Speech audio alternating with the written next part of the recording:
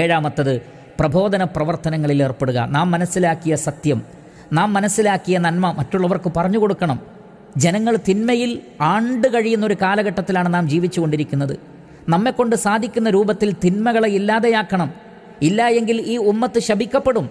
സൂറത്തു ആലു ഇമ്രാനിൽ നമുക്ക് കാണാൻ കഴിയും 78-ാമത്തെയും 79-ാമത്തെയും ആയത്തിൽ അല്ലാഹു സുബ്ഹാനഹു വ തആല പറയുന്നത് ലുഇനല്ലദീന കഫറു മിൻ ബനി ഇസ്രായീല അലാ ലിസാനി ദാവൂദ വഈസ ഇബ്നു മർയം ദാലിക ബിമാ അസൗ വകാനൂ യഅ്തദൂൻ കാനൂ ലാ യതനാഹൗന അൻ മുൻകരിൻ ഫഅലൂ ലബിഅസ മാ കാനൂ യഫഅലൂൻ.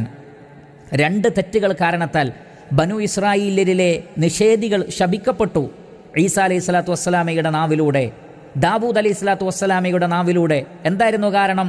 ഒന്ന്, അള്ളാഹു നിഷിദ്ധമാക്കിയ കാര്യങ്ങളെ അവർ ചെയ്യുകയും അള്ളാഹുവിനോട് അനുസരണക്കേട് കാണിക്കുകയും അതിരുവിട്ട് പ്രവർത്തിക്കുകയും ചെയ്തു. എന്നാൽ അറിവും വിവരവുമുള്ള ആളുകൾ, വിജ്ഞാനമുള്ള ആളുകൾ അതിനെ തടഞ്ഞതുമില്ല. കാനൂ ലാ യതനാഹൗന അൻ മുൻകരിൻ ഫഅലൂ. അവർ പ്രവർത്തിച്ച തിന്മകളെ അവർ തടഞ്ഞില്ല. അവർ എത്ര മോശമാണ് പ്രവർത്തിച്ചത് എന്നാണ്.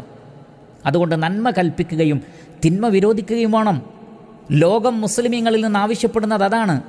സൂറത്തു ആലു ഇമ്രാനിലെ 110-ാമത്തെ ആയത്ത് നോക്കൂ. കുൻതും ഖൈറ ഉമ്മത്തിൻ ഉഖ്രിജത് ലിന്നാസ്. ജനങ്ങൾക്ക് വേണ്ടി തെരഞ്ഞെടുക്കപ്പെട്ട ഉത്തമ സമൂഹമാകുന്നു നിങ്ങൾ, അഥവാ മുസ്ലിമീങ്ങൾ. തഅ്മുറൂന ബിൽ മഅറൂഫി വതൻഹൗന അനിൽ മുൻകർ.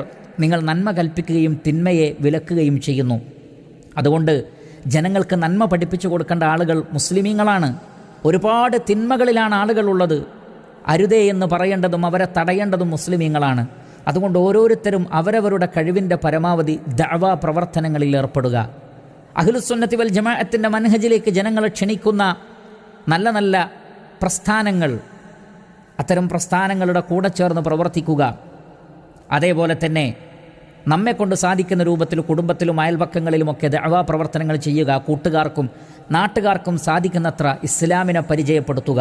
അല്ലാഹു സുബ്ഹാനഹു വ തആല പറയുന്നത് സൂറത്തു ഫുസ്സിലത്തിലെ 33-ാമത്തെ ആയത്തിൽ വമൻ അഹ്സനു ഖൗലൻ മിമ്മൻ ദഅ ഇലല്ലാഹ്. അള്ളാഹുവിൻ്റെ ദീനിലേക്ക്, അള്ളാഹുവിലേക്ക് ക്ഷണിക്കുന്നവനേക്കാൾ നല്ല വാക്ക് പറഞ്ഞവൻ ആരുണ്ട്? അതുകൊണ്ട് ദഅ്വാ പ്രവർത്തനങ്ങൾക്ക് വളരെ നല്ല ഒരു സമയം നമ്മൾ